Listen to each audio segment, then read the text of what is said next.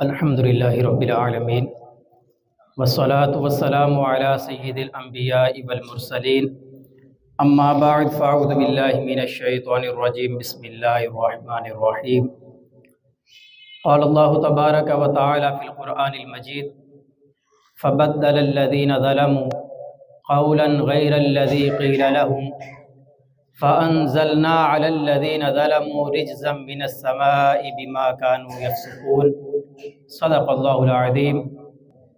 سامعین محترم، قرآن پاک کی آیت میں نے آپ کے سامنے تلاوت کی ہے۔ اللہ تبارک و تعالیٰ نے ارشاد فرمایا فبدل الذین ظلموا قولا غیر الذی قیل لهم، فرمایا تو ان لوگوں نے جو ان کو حکم دیا گیا تھا اس حکم کو اپنی باتوں سے بدل دیا۔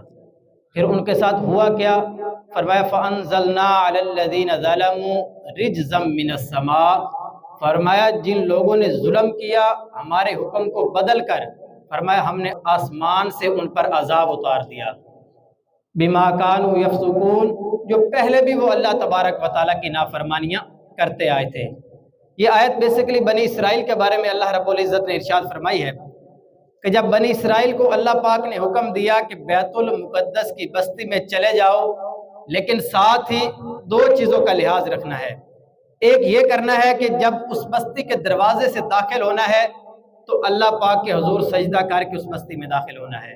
دوسرا کام تم نے یہ کرنا ہے کہ اللہ تبارک و تعالیٰ کی بارگاہ سے بخشش طلب کرتے ہوئے تم نے اس بستی میں داخل ہونا ہے۔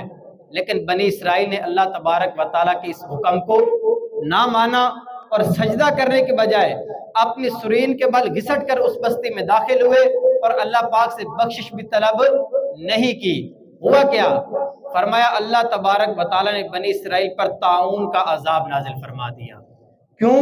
کہ انہوں نے اللہ پاک کے حکم کو بدل دیا تھا۔ جو کرنے کا حکم رب تعالیٰ نے انہیں دیا تھا اس حکم کو انہوں نے اپنی مرضی سے بدل دیا، تو اللہ تبارک و تعالیٰ نے ان پر عذاب نازل فرما دیا۔ تو اب ہم نے یہ غور کرنا ہے کہ بحیثیت مسلمان جس چیز کا بھی اللہ تبارک و تعالیٰ نے ہمیں کرنے کا حکم دیا ہے اور جس چیز سے رکنے کا حکم دیا ہے، ہم نے منوان اس فرمان پر عمل کر کے اس چیز کو حکم کو بجا لانا ہوتا ہے۔ اگر ہم اپنی مرضی کے مطابق کسی چیز کے اندر کمی بیشی کریں گے، اپنی مرضی کے مطابق کسی حکم پر عمل نہیں کریں گے، تو اللہ تبارک و تعالیٰ بنی اسرائیل والا حشر ہمارا بھی کرتا ہے۔ فرمایا کہ اللہ پاک نے بنی اسرائیل پر لعنت نازل فرمائی۔ وجہ کیا ہے؟ دو وجہ سے اللہ پاک نے بنی اسرائیل پر لعنت فرمائی۔ ایک وجہ یہ ہے کہ جو حکم اللہ تبارک و تعالیٰ نے انہیں دیا تھا انہوں نے اس حکم کو اپنی مرضی سے بدل دیا، اور دوسرا کیا ہے کہ جس چیز کے کرنے کا حکم دیا گیا تھا انہوں نے اس چیز کو عمل نہیں کیا اور اس پر عمل کرنا چھوڑ دیا، جس وجہ سے اللہ تبارک و تعالیٰ نے بنی اسرائیل پر جو ہے وہ عذاب نازل فرمایا اور ان پر لعنت فرمائی۔ اور ساتھ ہی آج اگر ہم غور کرتے ہیں کہ اگر اللہ پاک کے حکم کو بدلنے کی وجہ سے اللہ تبارک و تعالیٰ اتنا غضب فرماتا ہے، تو آج ہم غور کریں کہ کتنی چیزوں کے اندر جیسے اللہ تبارک و تعالیٰ نے کرنے کا حکم دیا ہے ہم بالکل ان کے برعکس کر رہے ہوتے ہیں۔ قرآن پاک کے اندر اللہ تبارک و تعالیٰ نے ارشاد فرمایا کہ غیر مسلموں کو اپنا دوست نہ بناؤ، ان کے ساتھ یاریاں دوستیاں نہ لگاؤ، یہ تمہارے ساتھ کبھی بھی مخلص نہیں ہو سکتے۔ آج ہم غور کریں بحیثیت مسلمان جو دین دشمن لوگ ہیں، جو غیر مسلم ہیں، ہمارے لوگوں کی ان کے ساتھ کتنے یارانے ہوتے ہیں، ان کے ساتھ دوستیاں ہوتی ہیں، تو کیا یہ اللہ پاک کے حکم کو بدلنا نہیں ہے؟ قرآن پاک کے اندر، احادیث کے اندر اللہ تبارک و تعالیٰ نے جو کام کرنے کا ہمیں حکم دیا ہے آج ہم اس کے برعکس کر رہے ہیں یا نہیں کر رہے؟ اسی طرح آگے غور کریں، اللہ تبارک و تعالیٰ ارشاد فرماتا ہے ان الصلاۃ کانت علی المؤمنین کتابا موقوتا، ہم نے جو نماز ہے یہ مسلمانوں کے اوپر ایک وقت باندھا ہوا فرض بھیجا ہے کہ اس وقت کے اندر فلاں نماز ادا کرنی ہے۔ لیکن ہمارے ہاں کیا سستی پائی جاتی ہے؟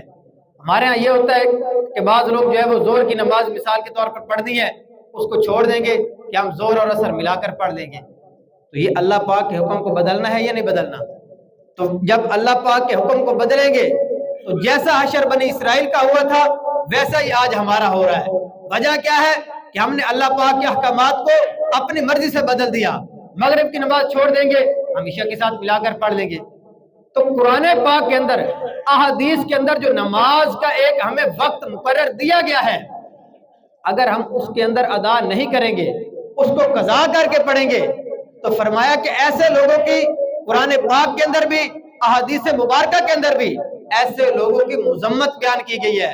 اور صرف ایک واقعہ میں آپ کو سناتا ہوں کہ اگر نماز قضا کر کے بندہ اس کو پڑھے گا تو اس کا عذاب کتنا ملتا ہے۔ ایک شخص کی نا، امام ابن ابی دنیا بہت بڑے عالم دین گزرے ہیں، انہوں نے اس واقعے کو نقل کیا کہ ایک شخص کی نا بہن فوت ہو گئی۔ اب جب انہوں نے اسے دفن کیا اور واپس گھر آئے تو انہیں یاد آیا کہ ان کی جو ہے وہ پیسوں والی تجوری ان کے گلے میں جو تھی گٹھلی، وہ قبر میں گر گئی ہے۔ وہ شخص چلا گیا، جا کر قبر کو کھودا اور اس میں سے گٹھلی جو ہے وہ نکالنے کی کوشش کی، لیکن جو ہی اس نے قبر کو کھولا تو اس کے اندر آگ بھڑک رہی تھی۔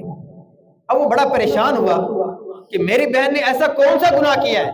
وہ واپس گھر آیا، اپنی والدہ سے پوچھا، امی جان میری بہن تو بہت نیک تھی، لیکن آج میں نے عجیب معاملہ دیکھا ہے۔ جب میں پیسہ نکالنے کے لیے اس کی قبر کے پاس گیا، قبر کو کھولنے کی کوشش کی تو اس کی قبر کے اندر تو آگ بھڑک رہی تھی، ساتھ ہی وہ رو رہا تھا، اسے اپنی بہن کے انجام پر افسوس ہو رہا تھا۔ اس کی والدہ نے بھلا کیا کہا بیٹا آپ کی بہن نیک بہت تھی، لیکن وہ نماز کو وقت گزار کر ادا کرتی تھی، وہ نماز قضا کر کے اس کو بعد میں پڑھتی تھی۔ آج ہم غور کریں، اگر قضا کر کے پڑھنے کا اتنا زیادہ عذاب ہے تو جو لوگ سیرے سے نماز پڑھتے ہی نہیں ہیں ان کو اللہ پاک کتنا عذاب دے گا۔ بحیثیت مسلمان ہم غور کریں نا، آج ہم دوسروں کے جنازوں میں شرکت کرتے ہیں، دوسروں کی کلخانی میں ہم آئے ہیں، لیکن ہم غور کریں کہ ایک دن یہ ہمارے اوپر بھی آنا ہے، کسی مسجد سے ہمارا بھی اعلان ہونا ہے کہ فلاں بن فلاں اس دنیا سے چلا گیا ہے، لیکن وہ فلاں بن فلاں اپنے اوپر غور کرے کہ میں اس دنیا سے کون سا عمل کر کے جا رہا ہوں۔ کیا اللہ پاک کی بارگاہ میں میں منہ دکھانے کے لائق ہوں؟ جن چیزوں کے کرنے کا حکم رب تعالیٰ نے مجھے دیا تھا، کیا میں نے اس کا وہ حکم بجا لایا ہوں؟ یہ نہیں لایا۔ یہ چیز ہمارے لیے غور کرنے کی ہے۔ اور قرآن پاک کے اندر، احادیث مبارکہ کے اندر نماز کو قضا کرنے کی اور نماز ادا نہ کرنے کی کتنی زیادہ وعیدیں بیان کی گئی ہیں۔ آپ نے کئی دفعہ یہ احادیث سنی ہوگی کہ جو جان بوجھ کر ایک نماز قضا کرتا ہے تو اس کا نام جہنم کے اس دروازے پر لکھ دیا جاتا ہے جس دروازے سے اسے جہنم کے اندر داخل کیا جائے گا۔ تو کیا بحیثیت مسلمان یہ احادیث ہمارے دل پر لگی ہوئی زنگ کو دور نہیں کرتی، ہمیں غور کرنے کے لیے مجبور نہیں کرتی کہ اگر آج ہم جان بوجھ کر نماز قضا کر رہے ہیں، ایک حرام کام میں ہم مبتلا ہو رہے ہیں، جو چیز ہمارے اوپر فرض ہوئی ہے ہم جان بوجھ کے اسے چھوڑ رہے ہیں، اگر آج ہم سودی کاروبار کر رہے ہیں، جان بوجھ کر ہم سود کا لین دین کر رہے ہیں، ہم رشوت لے اور دے رہے ہیں، تو کیا احادیث کے اندر جو وعیدیں بیان کی گئی ہیں وہ کسی اور کے لیے ہیں؟ بحیثیت مسلمان ان احادیث کے مخاطب ہم نہیں ہیں۔ یہ چیز آج بہت کم ہو گئی ہے۔ بندے دوسروں کے جنازوں میں بھی جاتے ہیں، لیکن اصل ان جنازوں میں شرکت کر کے اپنی موت سے عبرت حاصل کرنے کا جو موقع ہوتا ہے اس کو ہم ضائع کر دیتے ہیں۔ لوگ جنازوں میں جا کر وہاں بھی گپ شپ میں مصروف ہوتے ہیں، کسی کے فاتح خانے کے لیے جائیں گے تو وہاں بھی جو ہے وہ گپے ہانک رہے ہوں گے اور دنیاوی گفتگو کرتے ہیں، حالانکہ یہ چیزیں، یہ جگہ عبرت حاصل کرنے کی ہیں کہ آج ہم اس کے نماز جنازہ میں ہیں، آج ہم اس کی چارپائی کو کندھوں کے پر رکھ کر لے کر جا رہے ہیں، تو کل کو ہماری چارپائی بھی کسی کے کندھوں پر ہوگی، کل کو ہمیں بھی اسی طرح لے کر جایا جائے گا، لیکن ہم عمل کی طرف نہیں بڑھتے۔ ان محافل کے اندر شرکت کرنے کی وجہ سے ہمیں اس چیز پر غور کرنا چاہیے کہ ہم اپنی زندگی کو بدلیں، ہم اپنا رہن سہن کا انداز بدلیں۔ ہم جس روش پر چل رہے ہیں، اللہ رسول کی نافرمانی والی یہ روش، یہ ناجائز اور حرام کاموں والی روش، یہ ہمیں دنیا اور آخرت کے اندر ذلیل اور رسوا کر دے گی۔ آج ہم غور کریں ساری چیزوں کے ساتھ ساتھ ہمارا اپنے والدین کے ساتھ کیسا رویہ ہے۔ ہم محافل میں شرکت کرتے ہیں، والدین کی عظمت پر بیان سنتے ہیں، لیکن ہمارا دل تبدیل کیوں نہیں ہوتا؟ ایک شخص نا اپنے بیٹوں کو لے کر کسی جنگل میں گیا، توجہ کیجئے گا، اور وہاں جا کر اپنے باپ کو جنگل کے اندر چھوڑا۔ اس باپ نے کہا یار مجھے اس ویران جنگل کے اندر آپ چھوڑنے کے لیے آ گئے ہیں، کم از کم ایک کمبل مجھے دے دے تاکہ اس سردی میں اس ویران جنگل میں اپنے اوپر کر لوں۔ اس شخص نے اپنے بیٹے کو بھیجا کہ جاؤ اپنے دادا کے لیے کمبل لے کر آؤ۔ اس کا بیٹا جب گھر سے آیا نا تو وہ آدھا کمبل لے کر آیا۔ اس کے باپ نے پوچھا کہ میں نے آپ کو کمبل لینے کے لیے بھیجا تھا، یہ آدھا کیوں لے کر آئے ہو؟ اس نے کہا ابا جان آپ نے مجھے دادا کے لیے کمبل لینے کے لیے بھیجا ہے نا، تو میں آدھا کمبل آپ کے لیے چھوڑ کر آیا ہوں کہ کل میں نے بھی آپ کو یہیں پر چھوڑنا ہے جس جگہ آپ نے دادا کو چھوڑا ہے، تو آدھا کمبل آپ کے لیے بچا کے رکھا ہے کہ وہ کل آپ کو آ کر دیں گے۔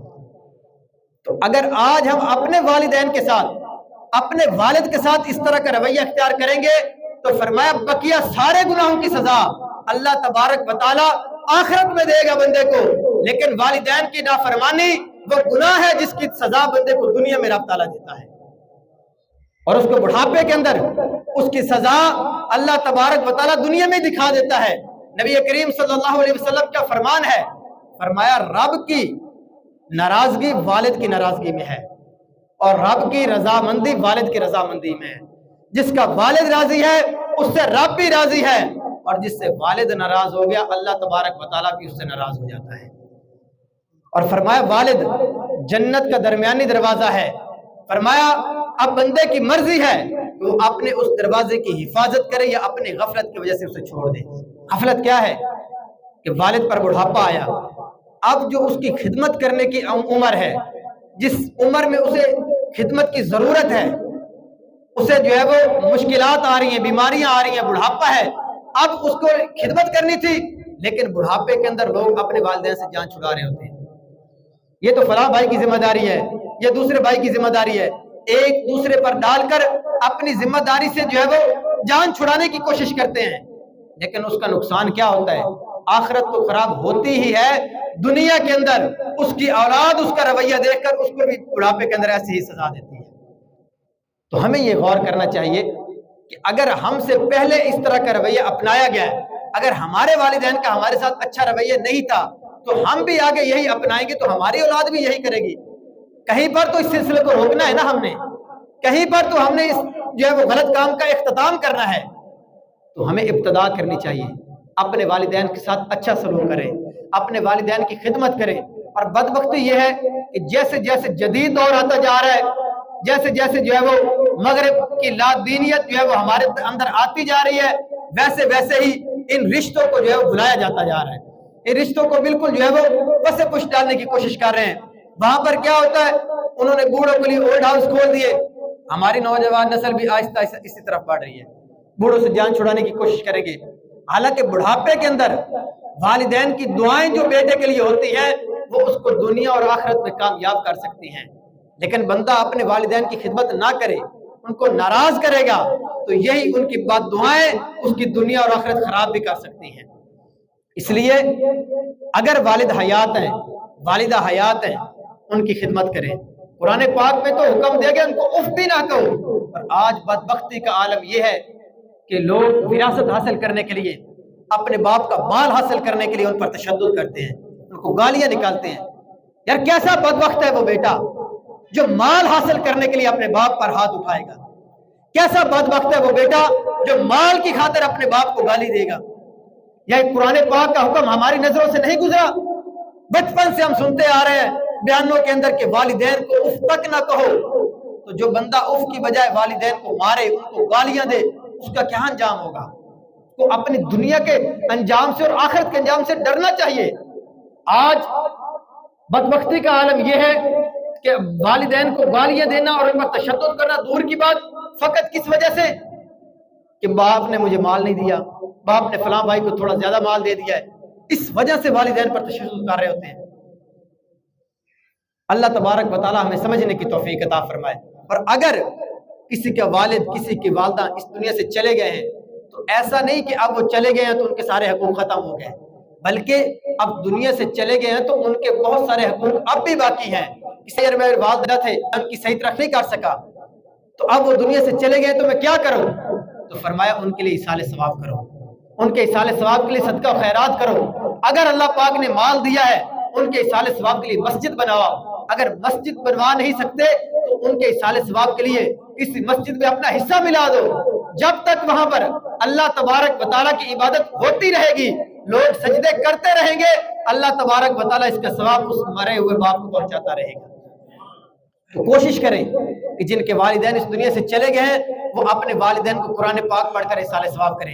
آج دیکھیں نا، ایک بندہ دنیا سے جاتا ہے، چند دن تک ہم اس کا ختم دلواتے ہیں، ایصال ثواب کرتے ہیں، فاتحہ بھی کرتے ہیں، لیکن چند دن کے بعد لوگ بھول جاتے ہیں، اپنے والدین کی قبروں کو بھی بھول جاتے ہیں، مطلب وہاں پر سال کے بعد وہ قبر پر جا رہے ہوتے ہیں۔ ایسا نہ کریں، کوشش کریں ہر جمعے کے دن اپنے والدین کی قبر پر حاضری دیں، ان کی قبر پر سورہ یاسین شریف کی تلاوت کریں۔